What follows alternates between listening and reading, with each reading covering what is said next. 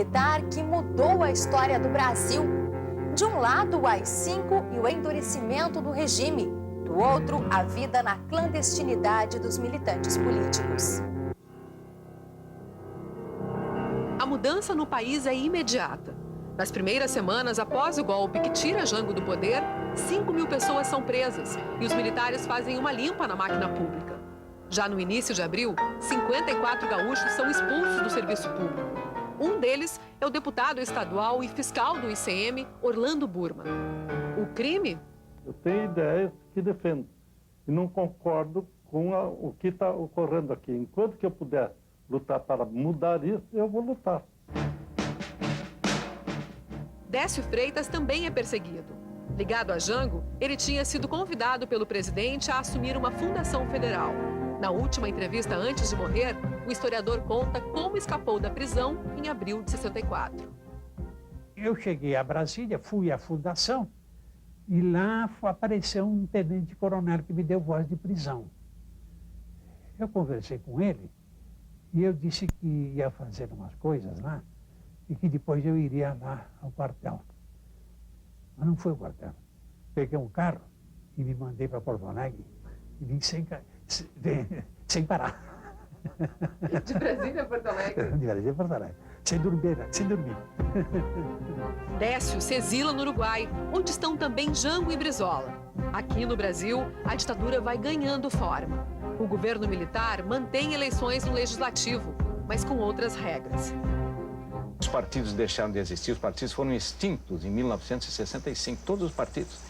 E a ditadura formou o seu partido e o partido da oposição. O partido da oposição foi formado pela ditadura, que é uma coisa ridícula, entendeu? Eu digo como vai ser o meu adversário. Os expurgos são cada vez mais frequentes. De 64 a 66, 2.000 funcionários públicos são demitidos no país. E muitos têm a prisão decretada. A resistência ganha a adesão da classe média. Em 3 passos, Fernando do Canto aproveita a fachada de médico e vereador pelo MDB para ajudar de outra maneira. É impossível manter uma resistência sem um suporte financeiro. Tipo quanto, por exemplo, hoje? O valor correspondente a, por exemplo, um certo número de consultas. 50 consultas, por exemplo, né, dava para ele. O dinheiro ajuda a manter os chamados clandestinos.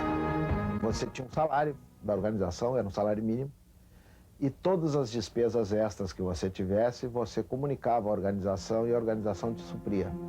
Mas antes de assumir outra identidade, Carlos participa das manifestações estudantis de junho de 68 em Porto Alegre. É ele quem aparece segurando este cartaz do Che Guevara. São milhares de estudantes na Rua da Praia, pedindo mais vagas na universidade.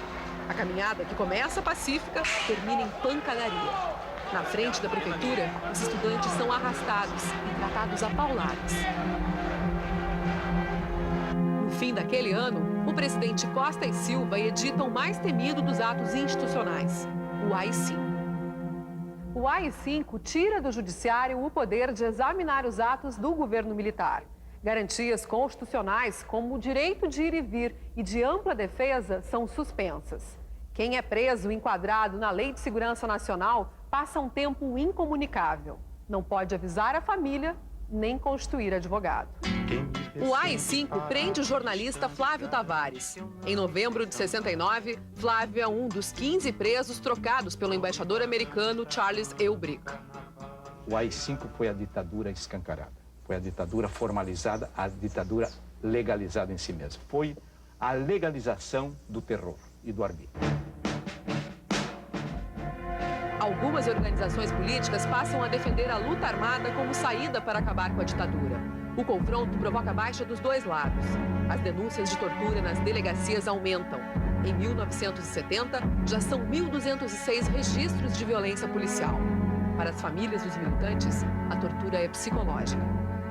A polícia invadiu a minha casa, pegou a minha irmã que tinha 15 anos, né? Mas não prendeu. Também disse que queria prender meu pai. A polícia está atrás do irmão dela, Cláudio Gutierrez, enquadrado na Lei de Segurança Nacional por ter tentado reabrir o Grêmio Estudantil do Colégio. Gutierrez entra para a clandestinidade.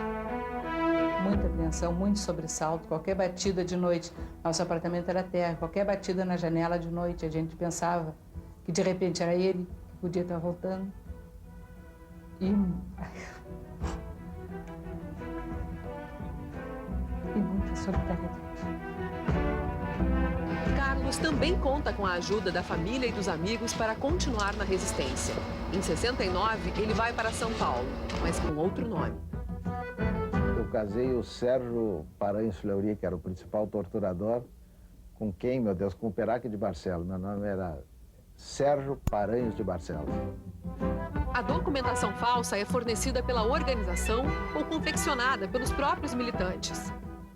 O que o pessoal fazia? Pegava, né, em lugares de achados e perdidos, vamos dizer, entendeu? Então, ou alguém dava ou ia lá e buscava. Parada de empresa de ônibus. Pegava um monte. Aí eu ia lá e escolhia as que tinham a ver com a minha idade. Falsificar carteira de trabalho também não é difícil.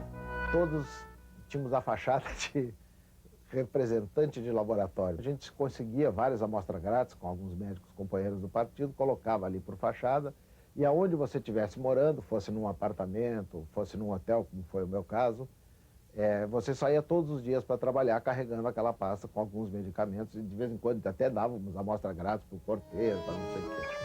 A solidariedade tem muitos rostos. Um deles é o de Orlando Burman. Depois de ter sido caçado, Burman se exila em Rivera, fronteira do Uruguai com o Brasil. A casa dele se torna uma espécie de embaixada, onde ficam os clandestinos que saíam do Brasil. De quanto em quanto tempo batia gente na sua casa? Bom, vinha tempo que batia todos os dias, né? Mais de uma vez. Às vezes vinham lá e eu não tinha onde botar. Aí vocês me ensinaram, tem uns hotéisinhos, não era? Pensões, né? Vão lá, ficam lá. Eu era conhecido, né? Eu levava eles lá, ficam lá. Mais de 300 militantes perseguidos pelo regime passam pela casa de Burman entre 66 e 74. Através de contatos em Montevidéu, Burman consegue documentos para que os militantes fiquem mais tempo no país. Eu pegava o documento e ia lá falar com esse meu amigo e ele me dava uma tarjeta de turista válida por 90 dias. Com aquele documento que ele tinha, e essa tarjeta ele podia viajar por todo o Uruguai. Para os que voltam ao Brasil, o plano é outro. Os militantes saem de trem ou de ônibus. Só que ele não tomava o ônibus na rodoviária. Ali estava cheio de procura-se, aquelas bobagens. Prenda, né, denuncie, traidor da pátria.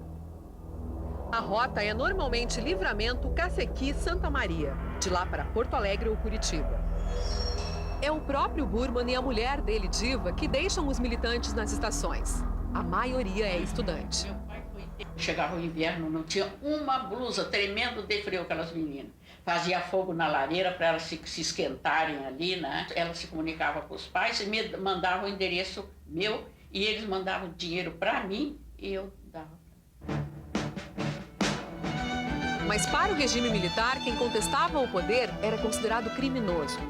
Em dezembro de 1970, Carlos é preso e torturado em Porto Alegre. Num dos interrogatórios, a polícia descobre que ele tinha pedido à família para que encontrasse um companheiro da organização. Então, eu tinha que dizer se era minha mãe, minhas irmãs ou meu pai que tinha levado o ponto para a rua.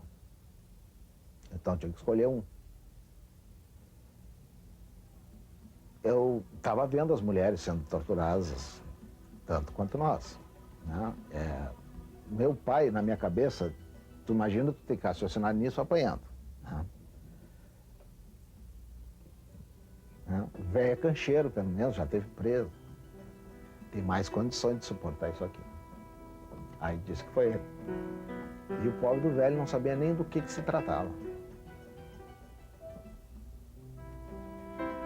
Isto sim, de todo espírito. Pô, tem 30 anos e ainda dói.